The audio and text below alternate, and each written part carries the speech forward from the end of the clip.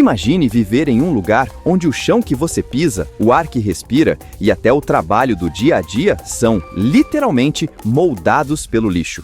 Um bairro inteiro que funciona como uma engrenagem viva dentro de uma montanha de resíduos, mas que guarda lições surpreendentes sobre economia, comunidade e propósito.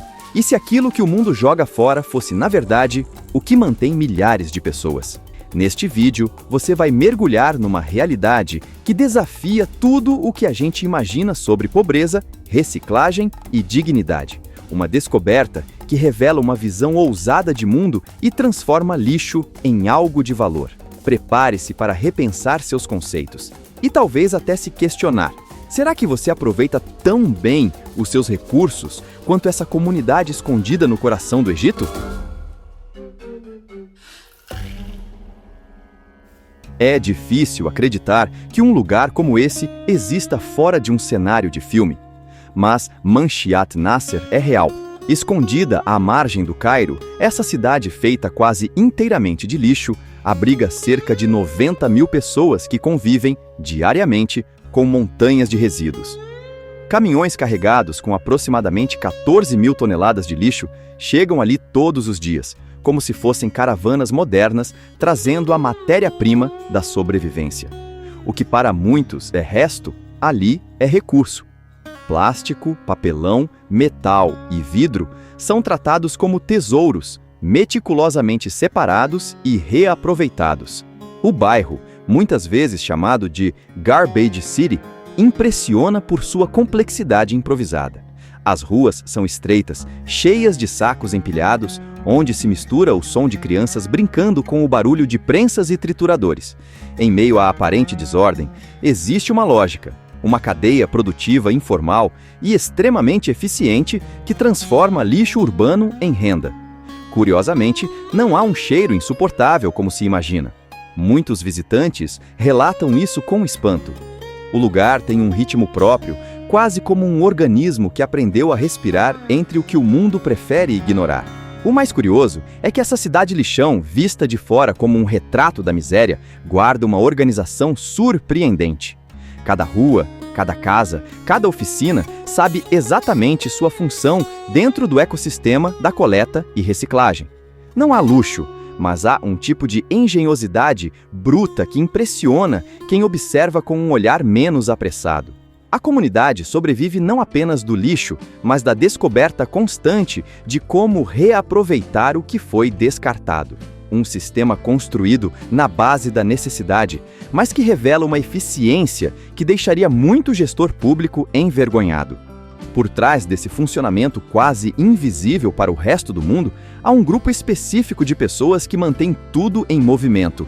Eles não aparecem nos relatórios oficiais, nem são celebrados como deveriam, mas sem eles o Cairo simplesmente pararia. Vamos agora conhecer quem são os verdadeiros motores por trás dessa cidade incomum.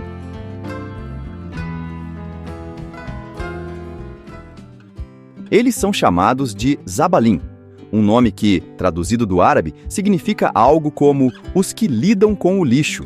Mas essa palavra não dá conta da complexidade do que eles fazem. São mais do que catadores, são recicladores artesanais, engenheiros da escassez, especialistas em transformar restos em sobrevivência. Vieram majoritariamente da região de Giza, nos anos de 1940, fugindo da pobreza rural, e encontraram no lixo da capital uma nova forma de vida. Árdua sim, mas incrivelmente funcional. A maioria dos Zabalim pertence à minoria cristã copta, algo incomum no Egito, país de maioria muçulmana. Isso cria uma camada extra de identidade e coesão no grupo, que há décadas vive à margem da formalidade estatal. Eles não são empregados públicos, não têm salário fixo e, por muito tempo, sequer existiam nos registros do governo. Ainda assim, são eles os verdadeiros responsáveis por limpar as ruas do Cairo. Imagine uma cidade inteira dependendo de um sistema invisível, operado à base de fé, tradição e resiliência. Pois é exatamente isso. Ao longo das gerações, esse sistema informal virou cultura. Crianças aprendem desde cedo a diferenciar tipos de plástico. Adultos reconhecem o valor de cada resíduo só pelo toque. e as casas se transformam em mini usinas de separação. Não é exagero dizer que há uma inteligência coletiva operando ali, algo que não se aprende em faculdade, mas se herda como quem aprende a tocar um instrumento no ouvido. É um saber passado de pai para filho, de mãe para filha, com uma precisão que espanta até especialistas em reciclagem. O mais fascinante é que, mesmo invisíveis para a maioria, os Zabalim construíram uma rede que sustenta o funcionamento de uma metrópole com mais de 20 milhões de habitantes. E o fazem com uma taxa de reaproveitamento que deixa o mundo desenvolvido no chinelo. Quer saber o quão eficiente essa gente é? O que você vai ver agora redefine o que chamamos de reciclagem moderna.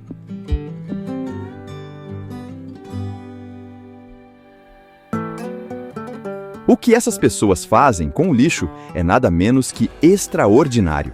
Enquanto países ricos se debatem com metas modestas de reciclagem, raramente passando dos 25%, essa comunidade marginalizada do Cairo atinge algo em torno de impressionantes 85% de reaproveitamento. Isso mesmo, praticamente 9 em cada 10 itens que chegam ali têm um destino útil. Não há tecnologia de ponta, nem esteiras automatizadas. Há apenas olhos treinados, mãos calejadas e uma obsessão quase artística por detalhes. Cada casa funciona como uma pequena estação de triagem. O lixo que chega é descarregado no chão das ruas ou dos quintais, e aí começa a mágica. Vidro vai para um canto, papel para outro. Garrafas PET são separadas por cor e prensadas em blocos. O que não serve é destinado a porcos. Sim, muitos ainda criam porcos que ajudam a processar o lixo orgânico. A eficiência desse sistema impressiona até mesmo pesquisadores internacionais que visitam a comunidade em busca de respostas. Não há desperdício, apenas transformação. Uma verdadeira aula prática sobre economia circular. Diante desse cenário, é impossível não se perguntar: como pode uma comunidade com tão poucos recursos gerar um impacto tão grande e positivo?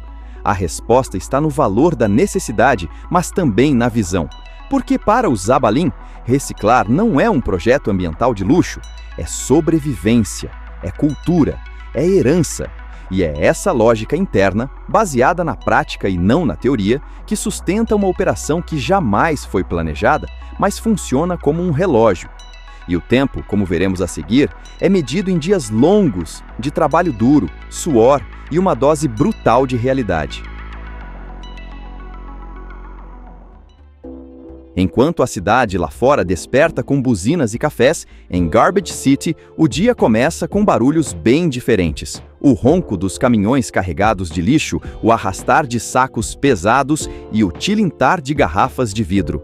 Ali, as famílias não apenas vivem, elas trabalham em um ciclo que mal separa casa de oficina. Homens, mulheres e crianças atuam juntos nessa engrenagem. Os papéis são bem definidos. Os homens cuidam dos metais e vidros, as mulheres dominam a triagem de latas e papéis, e os pequenos, muitas vezes ainda com os dedos sujos de cola escolar, já reconhecem tipos de plástico como se fosse um jogo de memória. A rotina é árdua. A jornada costuma começar por volta das 8 da manhã e só termina no fim da tarde, quando o sol se despede, tingindo o lixo com tons alaranjados. Em troca de um trabalho que exige força, paciência e precisão, os Zabalim recebem algo em torno de 250 a 300 libras egípcias por dia, o que equivale a menos de $6. É pouco, muito pouco. Se você dividir por hora, dá menos de 50 centavos, e mesmo assim, muitos se consideram sortudos por ter essa renda estável. Não por resignação, mas por saber que ali, pelo menos, ainda há alguma autonomia. Visitando uma das oficinas, o que mais impressiona não é o caos, mas a ordem dentro dele. Pilhas de plástico organizadas por cor, azul, verde, transparente. Fardos de papel empilhados como se fossem blocos de construção. Tudo tem valor. Tudo pode ser revendido. Os resíduos são prensados, empacotados e enviados para fábricas ou compradores que já conhecem o alto padrão desses trabalhadores. Um ciclo silencioso, eficiente e persistente. Mas o que talvez mais surpreenda é como, mesmo cercados por lixo, essas pessoas conseguiram preservar algo que muitos de nós perdemos: o senso de propósito. E é justamente esse valor que sustenta também a vida espiritual e comunitária desse lugar. Em meio ao concreto sujo, aos sacos de lixo empilhados e ao esforço incessante da reciclagem, pulsa uma força invisível, mas poderosa: a fé. Para os Zabalim, a espiritualidade não é um luxo reservado aos domingos, mas parte ativa da rotina. A maioria segue a tradição cristã copta, e essa identidade religiosa sustenta uma rede de apoio emocional e coletivo que vai muito além das orações. Um símbolo dessa união é a majestosa Igreja da Caverna, escavada dentro de uma montanha rochosa. Com capacidade para 20 mil pessoas, é a maior do Oriente Médio e talvez uma das mais improváveis também. Aqui, a fé convive com o barulho das prensas e com o cheiro dos resíduos, mas há também espaço para beleza, arte e silêncio. A convivência entre cristãos e muçulmanos no bairro é descrita como pacífica, algo que surpreende muitos visitantes acostumados a narrativas de conflito. As mulheres, embora trabalhem duro, relatam sentir-se mais seguras caminhando pelas ruas locais do que em muitos bairros considerados desenvolvidos. No meio do turbilhão de sacolas e resíduos, um detalhe chama a atenção: vozes infantis recitando lições. Uma escola simples, com janelas abertas e quadros gastos, oferece um respiro de esperança para as crianças da comunidade. Elas aprendem mais do que matemática ou árabe.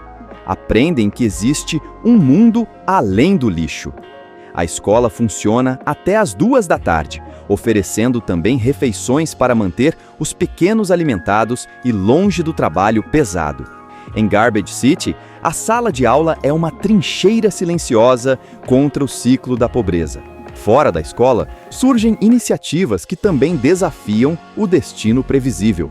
ONGs e pequenos coletivos incentivam moradores a transformar resíduos recicláveis em arte, moda e design. Tapetes feitos com sobras de tecido, bolsas criadas a partir de lonas usadas, convites de casamento estampados em papel reaproveitado. O lixo vira matéria-prima para negócios locais, revelando a criatividade dessas pessoas.